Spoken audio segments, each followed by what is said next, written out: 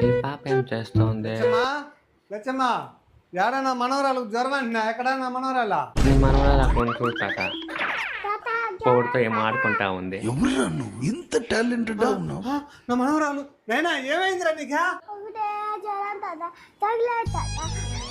ఏ Lachamma hospital తీసుకున్నారు లేదా రానైనా మనం హాస్పిటల్కి పోదాం.